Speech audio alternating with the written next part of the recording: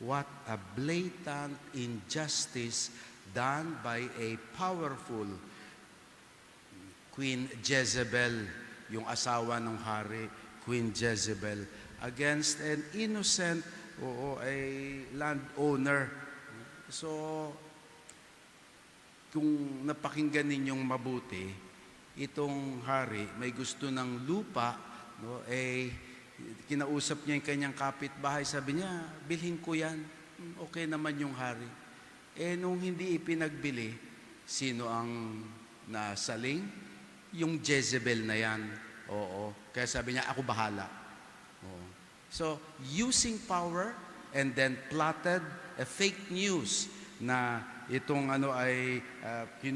nagsalita o cursed God and cursed the king. Naglagay siya ng false accusation. And for that, he was stoned and died. Nung namatay, sabi niya, ayan, kuhanin mo na yung lupa. Nako, yung story na ganyan, parang kahapon lang. Parang pag makinig ka ng radyo ngayon, parang ganyan ang mga storya sa ating panahon. But you see, justice, vengeance is in God, not in our hands. That's why the lesson of the gospel today, a little bit nakakapagtaka. No? Sabi ni Lord, you heard that an eye for an eye, a tooth for a tooth, an ancient lex talionis. Pero sabi ni Lord, but I say to you, offer no resistance to one who is evil. Did you hear that right? Lord, talaga ba? Totoo ba? Sabi mo, offer no resistance to one who is evil. Di ba yan pa nga ang masarap tirisin? No? Yan pa nga yung nagngingit-ngit tayo ng, ay nako, sabi nga nila ano lang ang walang linte, walang ganti, di ba? O may kasabihan pa tayo ng ganyan. But what is this? Does it really mean that we will just stand by and do nothing in the face of evil? Ay hindi po. No. Doesn't mean Jesus is not teaching that a Christian should just stand by and watch while evil flourish. Di ba may kasabihan nga, the only thing for evil man to prosper is for good man to do nothing. That's why following the lesson of Christ does not mean weakness and just say, bahala na lang si Lord. No. By all means, when we see evil, we should call that out. When we see evil, we should try to correct it. That is the most Christian thing to do. But, you conquer evil not by another evil, but by good. That is the lesson. You face evil not by another evil. Ganyan pala ha, madumi pala ang laro mo, mas dudumihan ko.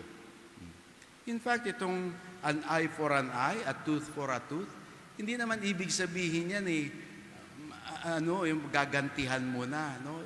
Ang ibig sabihin lang nun, dapat patas. Kung isang mata ang kinuha, wag dalawa ang igaganti mo. Dapat isa lang din. No? Kung isang tooth ang natanggal, wag mo nang bugbugin para matanggal lahat ng ngipin niya. Dapat isa lang din. So it's by proportion and fairness actually. So it's not really meant to gagantihan ang lahat. No? You know, sabi nga nila, hindi natin mauunahan ng Panginoon pagdating sa justice and fairness niya. No? Yung mga ganon, nasa kamay ng Panginoon. On our part, what the Lord is saying, don't be dictated to be the kind of person that your opponent is that kind of person. Kung ganun siya, should you also be like that person? The Lord has said, no, you should be even better. Dapat mas lampasan mo pa. Hindi sa kasamaan, kung hindi sa kabutihan. Kaya nga't sinabi niya, kung isang cheek, offer mo kahit yung pangalawa. And so, always going beyond the dictates of human instinct. And so, brothers and sisters, we have a gospel here that teaches us how to respond to an injustice, to unfairness, and to evil.